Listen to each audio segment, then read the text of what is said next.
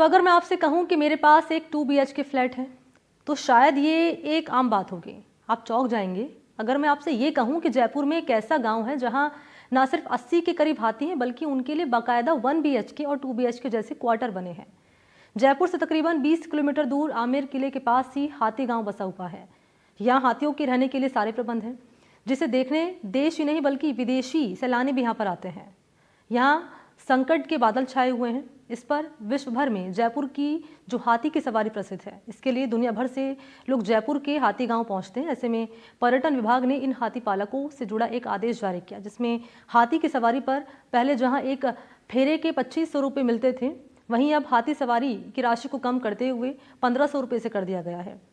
और आपके सामने अब ग्राफिक्स के जरिए हम जानकारी रखने जा रहे हैं आखिर कि पूरा मामला क्या है। तो आपको बताएंगे और एक रिपोर्ट हमने तैयार की है, दरअसल पूरा मामला क्या है ये जरा वो आप देखिए। पूरी दुनिया भर में जयपुर की हाथी की सवारी प्रसिद्ध है और दूर दराज से लोग हाथी की सवारी करने हाथी गांव पहुंचते हैं।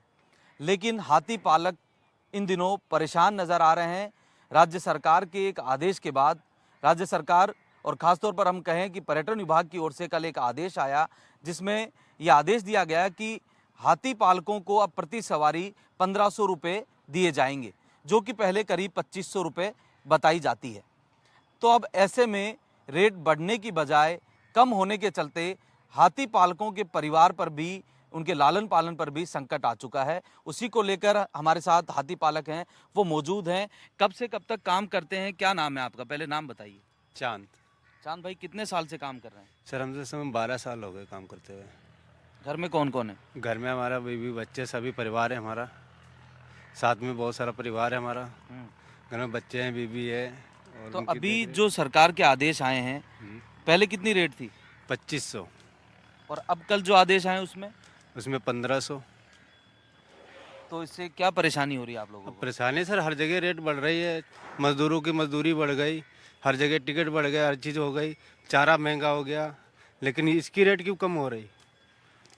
इसकी रेट कम होने से सर दिक्कत होती है, हमारा भी खर्चा नहीं चल रहा है और हमारे शेड का भी नहीं चल रहा है। हाथी जब शेड को मिलेगा जब तो हाथी खाएगा। एक हाथी पर प्रतिदिन कितना खर्चा हो जाता है? सर समथिंग 3-4 हज़ार रुपये का खर्चा आता है। तो उतना खर्चा इस रेट में निकल जाएगा 1500 रुपये में? कैसे निकल पाएगा सर? इस रेट में नहीं निकल पाएगा। जो रेट थी 2500 की वही हो तो ठीक है, और 1500 की रेट में नहीं निकल पाएगा। तो अब आप लोगों को क्या कुछ परेशानी आ रही है? सर परेशानी जब शेड को नहीं मिलेगा, शेड हमें कहाँ से देगा, हाथी को कहाँ से खिलाएगा, ये दिक्कत आ रही। तो देखिए, इनकी परेशानी है कि अगर रेट कम हो जाती है तो फिर इनका परिवार चलना मुश्किल है। सेठ को पैसा नहीं मिलेगा तो ये काम करने वाले जो लोग हैं इन्हें पैसा कैसे मिलेगा?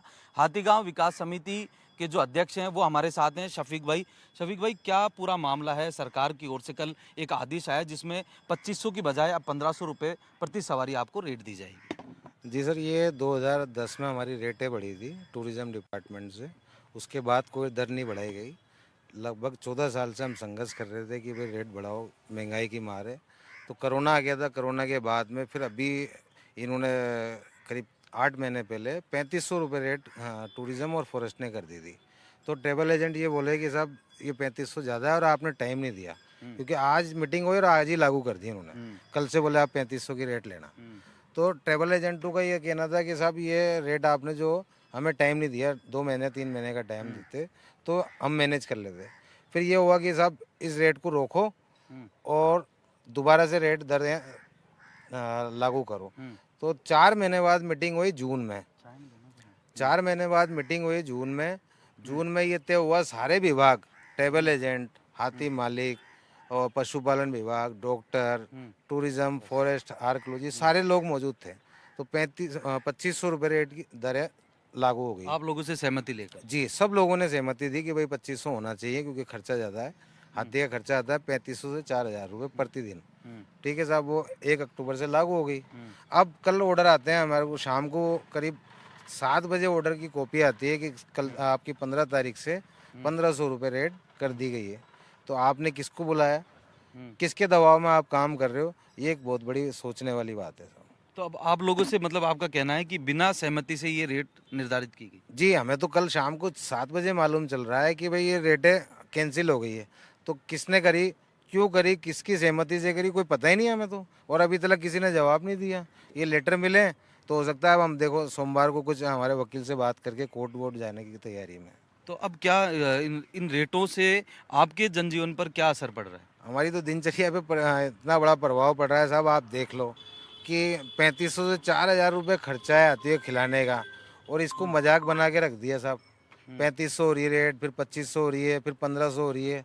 मतलब आप क्या मैसेज देना चाह रहे हो टूरिज्म में? आज मान लो जो सैलानी आ रहे हैं उनको ये मैसेज अच्छा नहीं जा रहा है साहब। टूरिज्म पे बहुत फ़र्क पड़ेगा अगर ये रेटें कम होती हैं तो, क्योंकि ये मजाक बना के रख दिया साहब। कितने परिवार रहते हैं यहाँ हाथी पालक? हमारे साहब 10,000 लोग हैं जो हाथियों से जुड़े हुए हैं, जिनसे इनका जनजीवन चलता है हाथी की राइड से। अभी हमारे यहाँ करीब 250 लोग हाथी गांव में रहते हैं, और बाकी सब जो इनसे जुड़े हुए लोग हैं 10,000 लोग हैं। उनका उनकी रोजी रोटी पर असर? रोजी रोटी पर असर है ही सीधा साहब, खुला है। और इस पे और कोई अगर मांगे नहीं मानते हैं तो फिर क्या होगा? कोर्ट जाएंगे साहब और धरना प्रदर्शन भी देंगे। हम 2 दिन देख रहे हैं साहब, अगर या तो कुछ गवर्नमेंट इस पे एक्शन ले, भजन लाल जी एक्शन लें इस पे। कोई नहीं ले रहा, अभी तो कोई सुनवाई नहीं कर रहा। पहले आप मीडिया कर्मी हो जो आप आए हो, नहीं तो हमारी सुध किसी ने नहीं ली अभी तक।